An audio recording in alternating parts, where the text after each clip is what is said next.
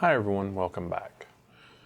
Today, I'm actually getting ready to go on vacation with the family and getting ready to feed some snakes tomorrow, and I want to get some upgrades done for them before we go. Some of the snakes need tub upgrades. They've just outgrown them and they're getting ready to they're growing, which is a great thing. So, I had my friend over at Ross Reptiles pick up some shredded aspen for me at a local reptile show this past weekend while I was at work, and they had it on, well, cheap for us. It's the big bales of the shredded aspen for like $25 a bag.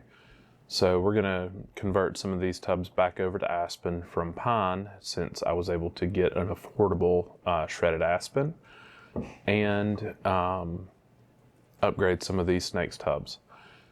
Primarily going to be focusing on a couple of the hognose females and some of the hognose that have just made a mess, spilling water everywhere just over time, and get them all nice and clean. All right, let's get to work. For our first snake that I'm going to be upgrading, it's going to be my albino western hognose. Now, she did not lay eggs this year. She's putting weight on beautifully, and she's grown in length quite a bit, to the point that she's finally fully outgrown her 15-quart tub. She was kind of borderline last year, and I just, I don't have a problem leaving a snake in a smaller tub for a little while just for their own comfort, because it's their home. But she now reaches more than two sides of her tub. She's about 2.25 of the sides of her tub, so she needs an upgrade. So we're going to start by putting some aspen. Now, I'm kind of in a hurry because we're getting ready to go on vacation. So this is going to be fairly basic, but this is just shredded aspen, just like you'd get from the pet store. We're going to get her some fresh aspen in here, and I have a hide. They're just the huts that you see available at most reptile expos. The injection molded plastic hides. She's going to get one of those. We're going to get her a fresh water dish and put her in here and see what she thinks. When I put her on the rack, the hide will be over the warm spot. The water dish obviously will be on the cool side, and she'll have the entire length of the enclosure to explore and test out. And I don't put my water dish on top of the substrate just because it tends to allow them to dig underneath, tip it over, make a mess. So I'll always put it down to the bottom and then fill in around it.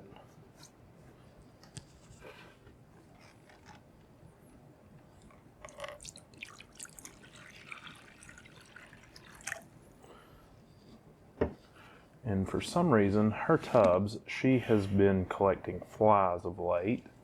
So I'm going to inspect that. I haven't seen any type of recurge or anything like that, but this time of year it's always rough. There always seems to be a ton of flies that accumulate. But here's my albino girl. She's looking good.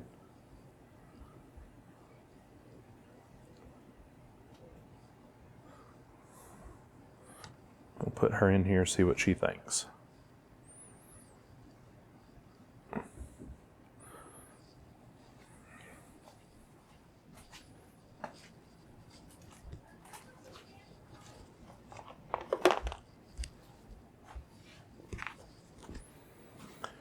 All right. From this one, we're going to move on to the female conda. She is also pretty close to needing a new tub, and since I'm already here doing it, we're going to go ahead and get that taken care of. And I'll be right back. All right, for the conda female, we're going to do mostly the same thing. Pretty much, not mostly, exactly the same thing.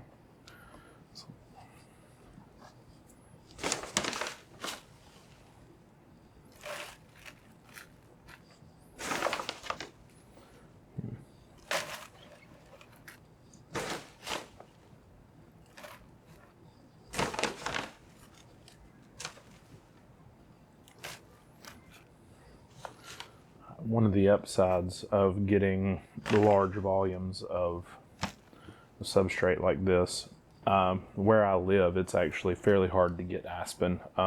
Further north, aspen's much easier to come by, but getting this at an affordable price means I can actually put them on aspen, which to me, it's not the end of the world that they were on pine, but it was previously unreasonably expensive to put them on aspen due to the number of animals I have. And the pine I made sure was a very high quality kiln dried pine that had no oils left in it, so that I didn't have to worry about it harming the animal. But my preference has always been to do what as best I can for the animal, and now that I have this, everything over the next few weeks, as I clean everything out, will be converted over to aspen from the pine. And I will most likely record most of it, but maybe not all. Just depends on if I'm in a hurry to get it done.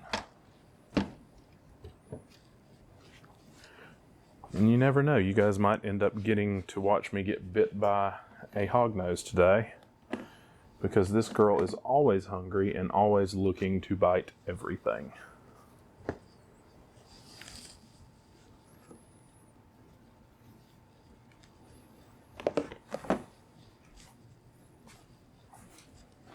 I don't necessarily want to get bit, but sometimes it happens, and it's not the end of the world. So this is my conda girl. She's the mom of the eggs that should be hatching in the next couple weeks.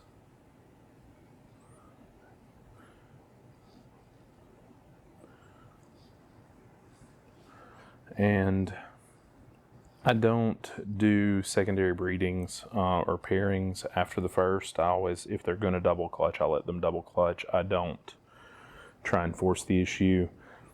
And she's fairly thin, so I'm just letting her be, and if she chooses to later down the road, that's fine.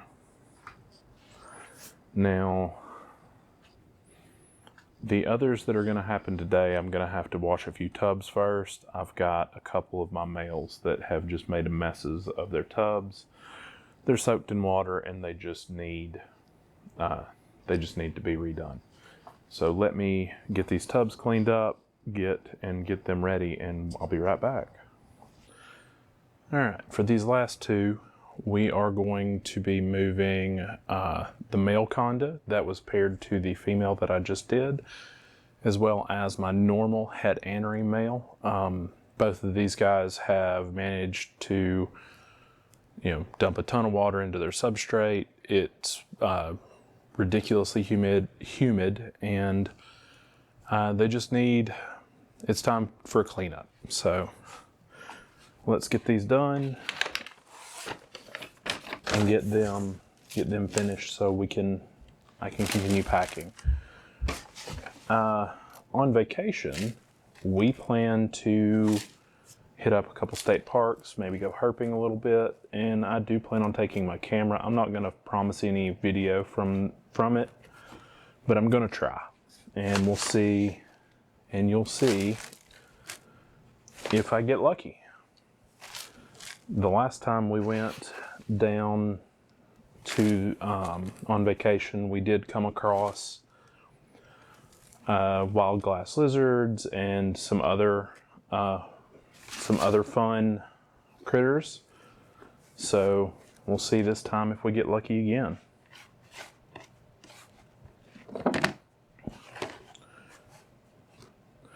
I'm putting a little bit extra substrate in these because I don't have a hide that fits really well. I probably need to go to the dollar store and make some.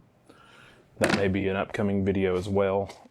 They're not hard to make, but for now, a little extra substrate for them to hide in and burrow in should be good.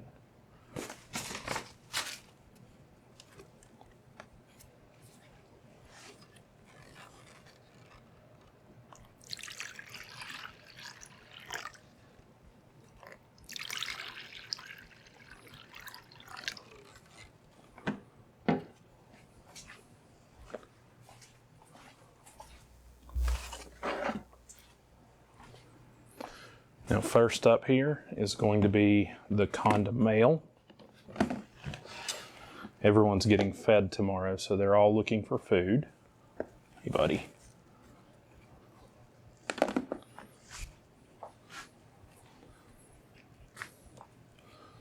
And he is nice and plump, a good size. He's always been a good eater, never had any issues out of him.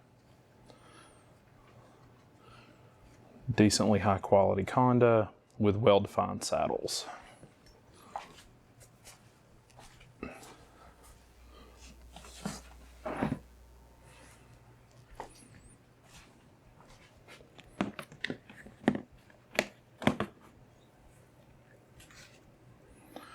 This last snake is our first hognose that we ever got.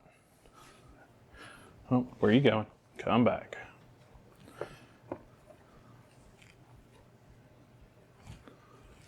Put a lid on you. And he is a male that we got. He's head anery. He's otherwise just a normal. We've had suspicions in the past of possibly being an Arctic, but it's not something that we're too concerned about. One day I do have an Arctic female, so one day he will get paired to her just to see. But it's not a rush. He's an older snake. He was an adult when we got him, and we've had him for a couple of years, so he's probably 4 to 6 years old and doing well.